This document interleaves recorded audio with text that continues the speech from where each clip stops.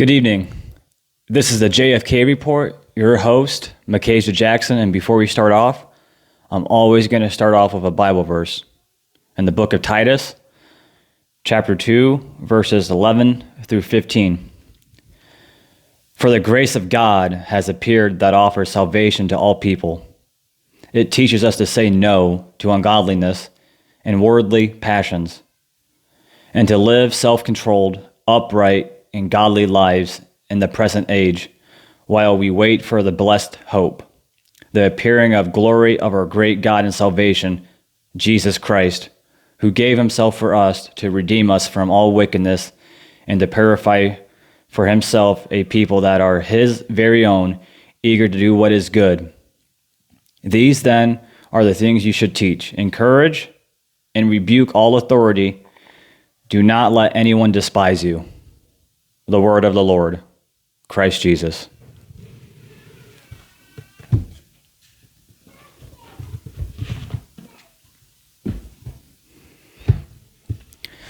For this evening's episode, we're going to be digging into fascism. Not the fascism you're thinking about with Mussolini, Spain, 20th century Europe, but liberal fascism and the white liberal. And I'm going to be comparing the white liberals with Nazism, a National Socialism movement, but also a liberal fascism movement. So we all know about fascism. Everyone wants to say it's a right-wing ideology. The right-wingers do this, and they practice that.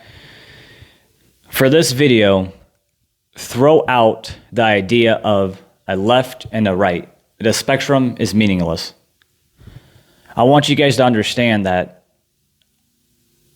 I'm doing these videos. I'm not one of those guys that's going to talk about the news, what's going on in Congress, a Supreme Court case. I'm going to talk to you about political theory, political philosophy, and the psychology behind it.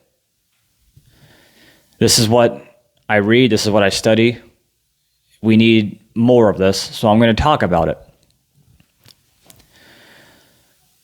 So fascism, it originates from ancient Rome, from Latin fascis, a bundle of wooden rods. You're tight, you're firm, you're one. And the fascism we know about, it's really big on nationalism, one for state, but there's no individualism. There we go. You're always for the state, you're for the nation. It's only for the nation.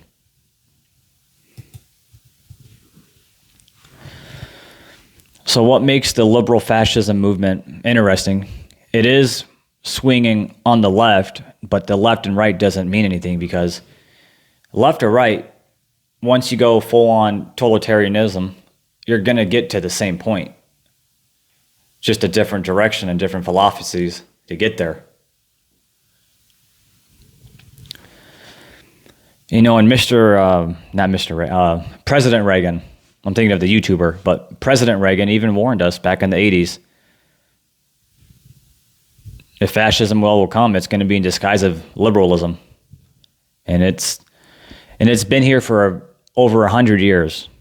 When you're studying up on American history, Woodrow Wilson was a fascist. He really was. It's been practicing for a long time, but in the form of progressivism. Progressivism is the sister of fascism. So, and what we're seeing here of fascism, look at all the corporations, our universities, school teachers, politicians, judges. They're aligning with the liberal ideology. We have all these different liberal groups, homosexuals, transgenders, segregating you by different genders now, but it's all in the name of liberalism. And they want liberalism to be the state religion of America. Because when you don't obey it, you get doxxed, you get beat, possibly killed. Lose a business, lose your livelihood. That's fascism, when you're not bowing down to the state system.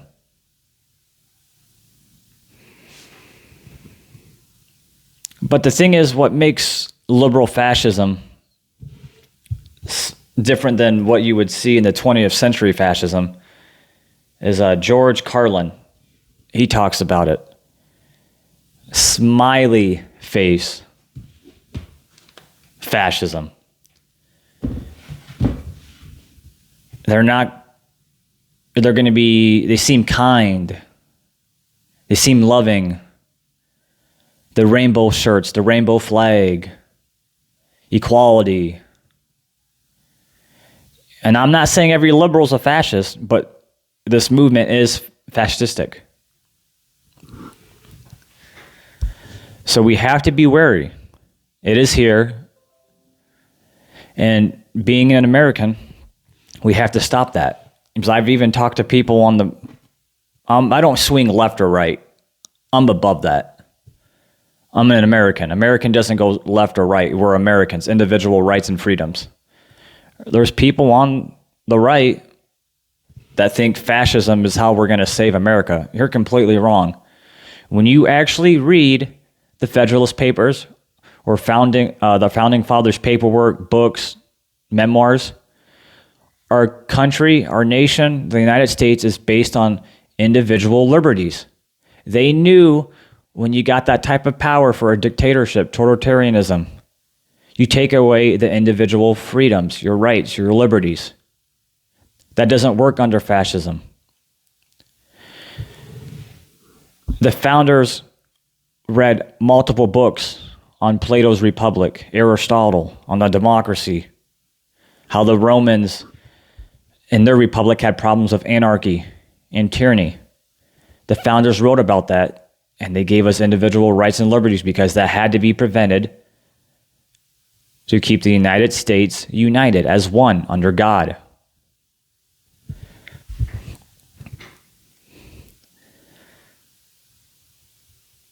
I mean, look what happened with the Dave Chappelle special. Netflix is thinking about taking it off. People are walking out. I mean, they're embedded in these corporations or government, our everyday lives. If you don't bow down to the liberal state, you're not welcomed here. It's a new national movement. And, people want to debate that fascism isn't some Marxist ideology. Yeah, it comes from the Roman time, but when you compare it to socialism and communism, Marxist ideology, it's a Marxist ideology. Example. They want to imply strong government involvement in the economy. I mean, look what's happening in America. Our capitalism systems is falling apart. We have to be a free market. We're not even a free market. They both oppose free markets, and they want strong government authority and a strong one leader. And the thing is with fascism, it tends to lead towards a national socialism movement. That's what it ends up being. You're going more, it's still national, but fascism turns into socialism. You got to understand, when it comes to political theory and political philosophy, these ideas can fit into each other. For example, look at the current state of China now. The Chinese Communist Party. Yes, they're communists, but they're nationalist. They're a nationalist communist party. And that's kind of one of the reasons why they're thriving a little bit, is because they're united, but they're communists. But what's messed up, their market is more free than ours in America.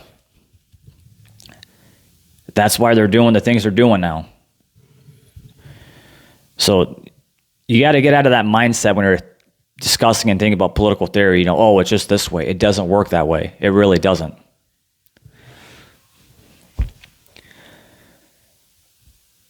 when you're looking at the white liberals, because here's the thing, there's liberals, like that's even more than just white people, but a lot of liberals are the white people. But the white liberals, what's fascinating about them is a majority of them are pushing a national socialism movement.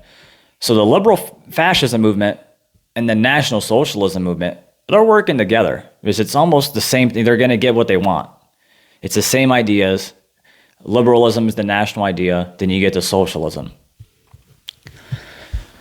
But with the white liberals, and the reason why I compare them to Nazism, so let's go look at Hitler. When Hitler was the leader of the Nazi party, genociding the Jews and the homosexuals and the gypsies and anyone else that went against the Nazi party, you were labeled a Jew. If you weren't about the National German Workers' Party or the Nazi party, and you went against their authority, their way of law, you were considered a Jew and tossed in a concentration camp. And what we're seeing with the white liberals now is two things. If you get deemed a racist, or homophobic, or anything like that, you're part of a white supremacy racist group. You're a white supremacist. You don't belong here. And that is genocidal talk. That is a genocidal movement. So, example, Larry Elder got a hit piece from LA Times. He is the black face of white supremacy. Larry Elder got called a white supremacist as a black man who's a pretty social conservative guy when he was running for governor of California a few months ago. Those are dangerous words you're tossing with. To label people, everyone a white supremacist that goes against the national liberal movement or the liberal fascism movement, that's dangerous. I mean, because that brings me to the shot, if you know what I'm talking about, the shot. Now it's if you don't get the shot, you don't belong in this business, you don't belong in school, you're not a part of society. And they're already making camps in America. I mean, they're working on a COVID camp up in Washington State. It's been discussed. These camps lead to genocide. Oh, you're a racist, you're homophobic. Oh, you're a Christian. Oh, you're a white supremacist then. You're going to this camp. Oh, you don't want to get the juice? You're going to this camp. And that leads to genocide because that's just what it always does. History repeats itself. That's where it leads to. You got to think about this. And communism could be a whole different discussion. You know, people always want to bring up the National Socialist movement and the fascist movement.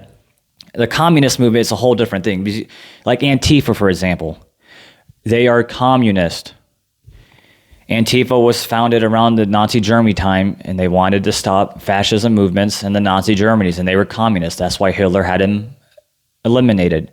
They were communists. Hitler had nothing. Hitler was a socialist, and there is a difference between socialism and communism. It just depends on what political philosophy you want to practice. He was not going to allow communism. So it's an interesting time we're living in because fascism's been here for a very long time, and now we're just really seeing the effects of it after hundreds of years of it. Not hundreds of years, my bad. After a century of it, starting in the early 20th century from Europe, and Americans in the 20s and the 30s here in America almost promoting it in the government. I mean, Woodrow Wilson was a fascist. You could say he was a soft fascist, but that's when it pretty much began, and then now we're seeing like the full effects of it. And that's the thing about white liberals and white nationalists. Yeah, white nationalists now in America may not want socialism, but they want that fascism control and having government authority and have more government intervention. That wasn't the point of the United States. The Declaration of Independence, the Constitution was ratified for individual rights, so to keep a limited government, so we the people could have checks and balances, and to stay away from these evil ideologies in a political system, from an overreaching government. We're failing American history, literature, political science. We have it all right here to study it. The founding fathers gave us the documents and the guidance to stay away from this stuff. But when one side gets so powerful, the other side gets radical. Then you have Americans like me that stay away from both those sides, because that's not what the United States of America is.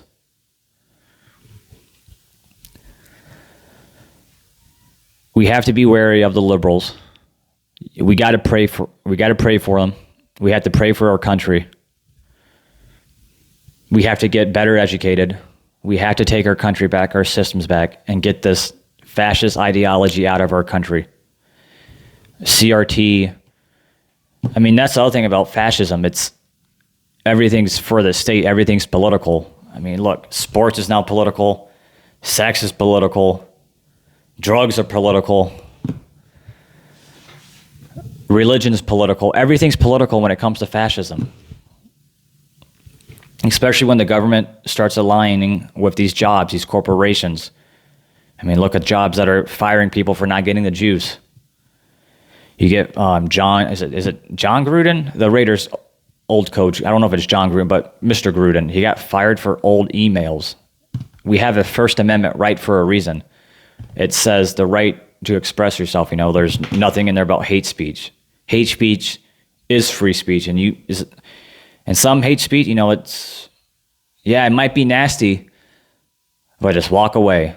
We have these rights for a reason, because we get to messes like this with a liberal fascism movement and a white liberal national socialist movement talking about genocide and putting you in camps and locking you up and throwing you in gulags.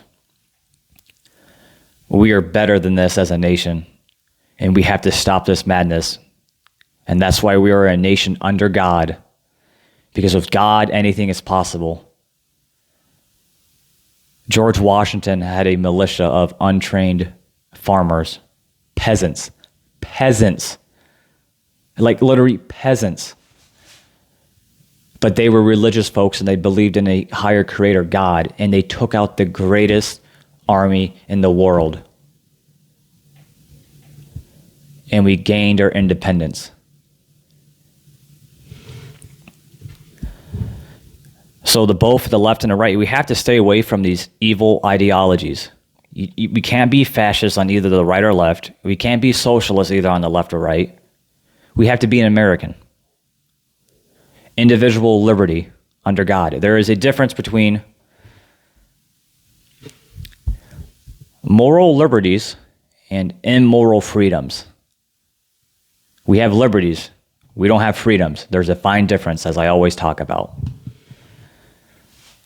So we just got to read more and pay attention and take back. It starts with our education, from K through 12, high school, taking back our government, from local community, from city council, police departments, mayors, governors, state legislators, county commissioner. These are dangerous times and dangerous ideologies, and we're living in it right now. We are in a political revolution here in America. It's a political revolution, but also a civil war. It may not be fully hot, but it is here. We're facing American nationalists like you and I that love this country, believe in individual liberties under God. Then you have the National Socialist mixed with fascism in there, and the communist.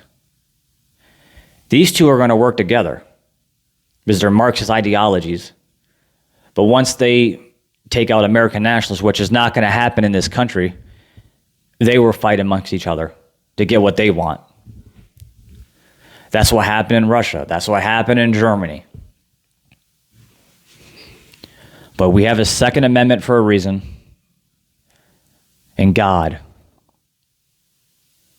we will win this battle. We are winning. Do not lose hope. We have God. We have the Constitution. We have Americans. Do not lose hope, America. We have this. You have to call out the liberal fascists and the white liberal national socialist movement. When they call you a white supremacist, especially when you're not white, you have to call it out. That is genocidal talking. They want to throw you in a camp and gas you. But, that's it for me for a Friday evening. I just wanted to get this off and talk about this a little bit. The more I do this, the more I'm reading, I'm going to get more in depth. There's a reason why I kind of stayed away from communism today, because I wanted to explain fascism. It doesn't have to be, it's not a right-wing ideology. It really isn't. We have to grasp that and understand that. So for end of that, God bless America. God bless you. God blesses the whole world. When America wins, the world wins. We have God.